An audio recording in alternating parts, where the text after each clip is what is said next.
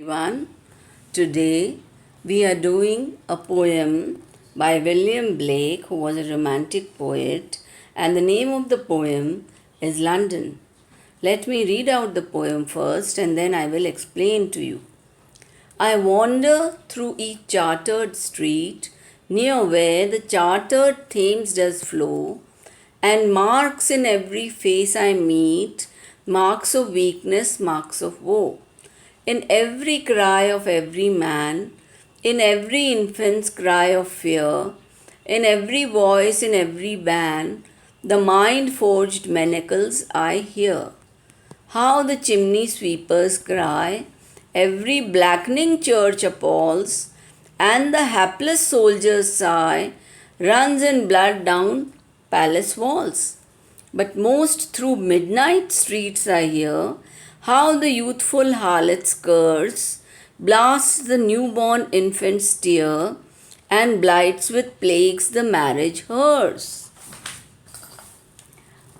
In this poem, there are 4 stanzas, and in the first stanza, we will do line by line. I wander through each chartered street. The poet is wandering. Wander means to go aimlessly. He is just walking. I wander through each chartered street. Now, the word charter means controlled. Every street is controlled. It is only for the limited people. Only the few who have the power, they can go there. I wander through each chartered street near where the chartered Thames does flow. Thames is River Thames in London. This is actually the description of city of London in which Blake lived.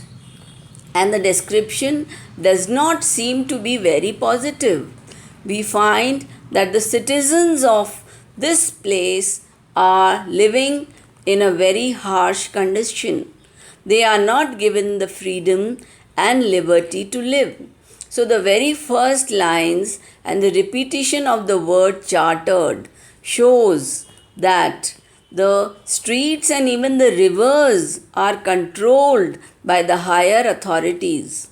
I wander through each chartered street. That means every street is controlled by the authorities near where the chartered Thames does flow. Now, natural things like rivers, these are not man-made. They are nature's property and they cannot be controlled. But here, man has even controlled the river. Rivers flow freely, and mark in every face I meet marks of weakness, marks of woe. Instead of happiness, liberty, freedom, health, what we are seeing is that means everywhere there is weakness, there is woe. Woe means suffering, woe means affliction. So the common man is restricted everywhere, and instead of freedom, instead of good health, instead of happiness, the poet observes marks of weakness, marks of woe. Maybe these are the after effects of the Industrial Revolution which William Blake faced during his times. In the next stanza, in every cry of every man, in every infant's cry of fear, in every voice, in every band, the mind forged manacles I hear. Now, in this stanza, nowhere do we find mirth, laughter, joy, free play of emotions. No, here we find only cry of fear, ban, and mind forged manacles. I will make you understand what we mean by mind forged manacles. In every cry of every man, that means every citizen of London is restricted and oppressed. He is not free at all. So every man is crying, in every cry, in every infant's cry of fear. The infant, instead of speaking, is repressed by fear, and so only the cry full of fear can be heard. In every voice, in every voice is banned. So, what we hear is not the talk of the people, not the freedom of speech of the people. We hear the cries of people. The mind forged manacles I hear. Mind forged manacles means man made oppressions. So these are the man made oppressions. The higher power oppresses the subordinate society and they are not allowed to speak at all. The ban is a ban on every voice. The mind forged manacles means all he can hear is the cries of man made oppressions. Only the cries of the oppressed are vocal. Now, in the third stanza, which signifies the third stanza has actually taken the symbols of the common man. How the chimney sweepers cry, every blackening church appalls, and the hapless soldier sigh, runs in blood down palace walls. So the entire picture is negative and black.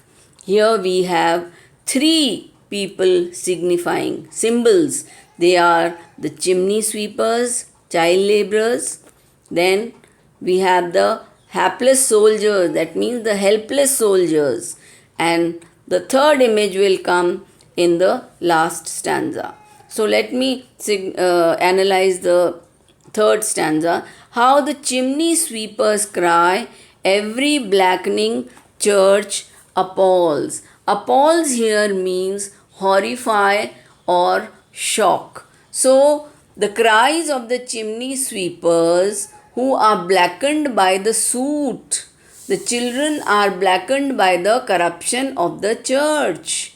And pall means, appalls here is related with the word pall, that means a cloth spreading over a coffin, hearse, or a tomb. So the cries of the chimney sweepers can be heard, and palls were associated with funeral. Many children died a premature death performing the job of chimney sweepers. See how the chimney sweepers cry, every blackening church appalls.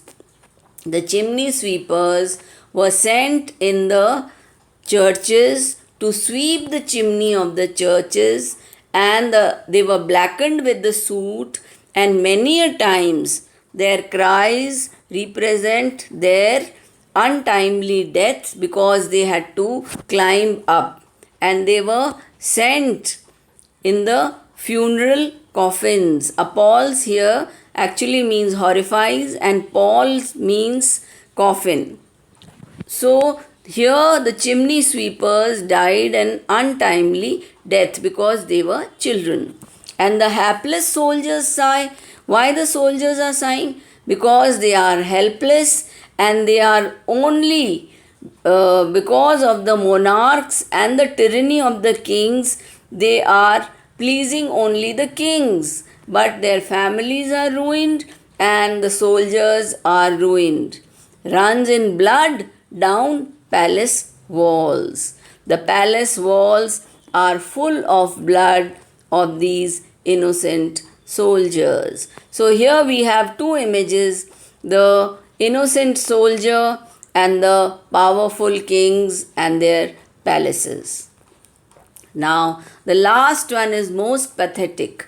But most through midnight streets I hear how the youthful harlots curse. Harlots means prostitutes.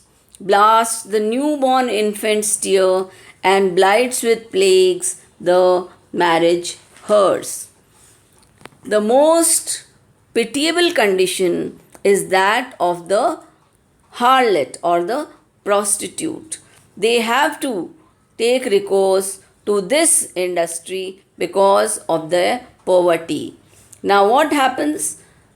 How the youthful harlot's curse blasts the newborn infant's tears because the prostitute has an illegitimate child and there is no happiness for the new child born. The prostitute curses this new child and there is a tear. The child is born and blasted with tears. So, this again is a very negative image for the child and the prostitute. And the last line is, and blights with plagues the marriage hers. That means the marriage is no longer a sacred institution now, because these people who go to these prostitutes, they come back with venereal diseases and give them in their gift to their brides. And so social injustice and social corruption is spread in the society. It plagues the marriage. It does not turn the marriage into a sacred union, but it is kind of a plague. And a hearse. Hearse means funeral. Hearse is a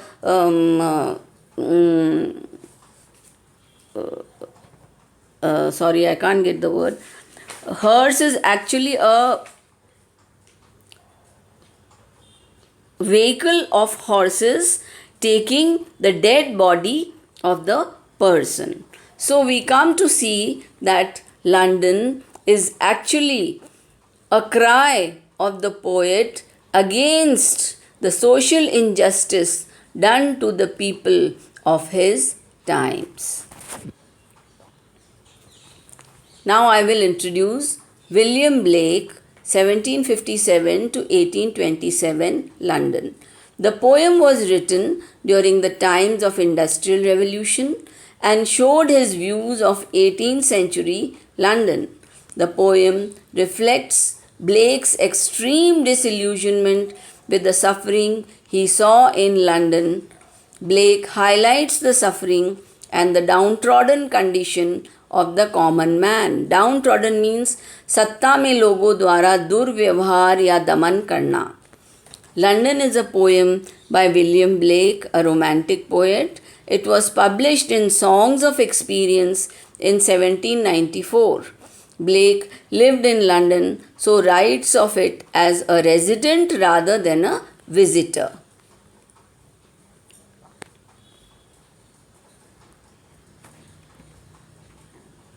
Summary. The poet wanders through the streets of London. He sees despair on the faces of people and hears fear and repression in their voices. The woeful cry of the chimney sweepers show their plight and show how the church authority is strict on them. The hapless soldiers sigh and their blood stains the monarch's palace walls. The night time is all the more black. The cursing of prostitutes corrupts the newborn infant and suffers the marriage hearse. Conclusion. Blake observes the 18th century London, whose common man was filled with helplessness and misery. It is an unbalanced picture of the underprivileged and the privileged. Every street is chartered, and so is the river Thames chartered, that is for the privileged. They are only for the few. There is despair and tiredness on every face due to the oppression of the ruling class over the poverty-ridden common man. Fear is audible in every man.